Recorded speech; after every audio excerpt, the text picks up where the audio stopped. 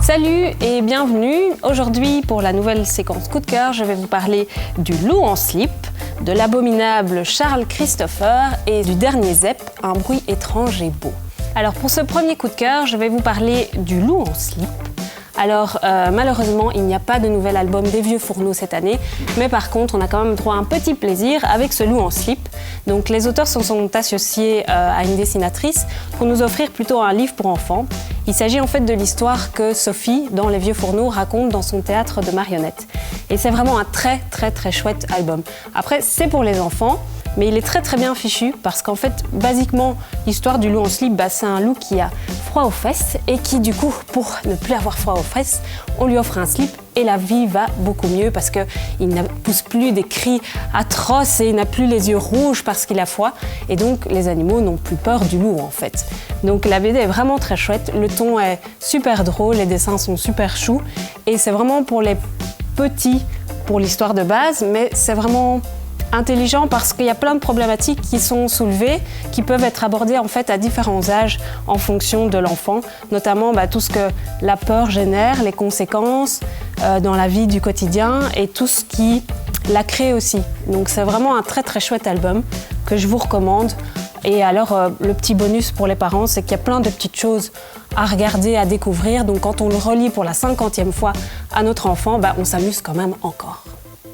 Pour ce deuxième coup de cœur, gros coup de cœur de ma part en tout cas, c'est l'abominable Charles Christopher, qui est un petit peu un ovni BD, parce que c'est pas vraiment une intrigue, c'est pas vraiment une BD d'humour, et c'est pas vraiment un truc où on pleure à chaudes larmes, et en même temps c'est un petit peu tout ça. À savoir que donc on suit principalement cette espèce de créature qui s'appelle Charles Christopher, qui ressemble un petit peu au Yeti, qui est très grand, très maladroit et pourtant qui est très doux, très tendre et très naïf.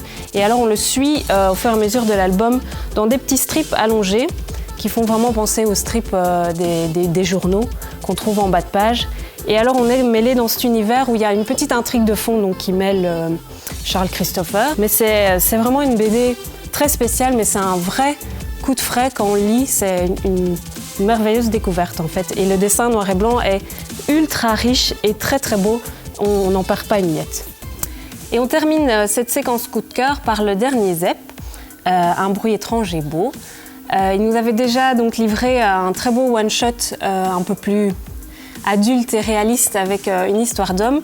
Et il revient ici avec cette très belle histoire encore une fois, qui nous parle d'un jeune homme qui est rentré dans les ordres, donc dans les moines, mais qui a fait vœu de silence depuis une bonne vingtaine d'années et qui, du jour au lendemain, va se retrouver à devoir affronter le monde réel, les humains, le bruit, le quotidien, parce qu'en fait, sa tante lui a légué quelque chose dans son testament et il est obligé d'être présent à la signature pour pouvoir récupérer ça. Et donc, ce moine va se retrouver confronté notamment à son passé, forcément, mais il va surtout faire la rencontre dans son trajet, dans le train, d'une jeune femme qui va bouleverser un petit peu tout ce qu'il a vécu pendant ces 20 dernières années. Alors, je ne vous spoil pas la fin, mais elle est vraiment très belle et très juste. Il n'y a pas de superflu ou de clichés et c'est ça qui est vraiment très beau dans les ouvrages un peu plus sérieux de Zep, c'est que les ambiances et le ton est vraiment très beau. Pour un auteur qui est, je pense, surtout connu pour ses blagues et souvent bien en dessous de la ceinture et un peu pipi-caca, finalement on se rend compte que c'est quelqu'un qui a énormément de sensibilité et qui fait des choses très accomplies.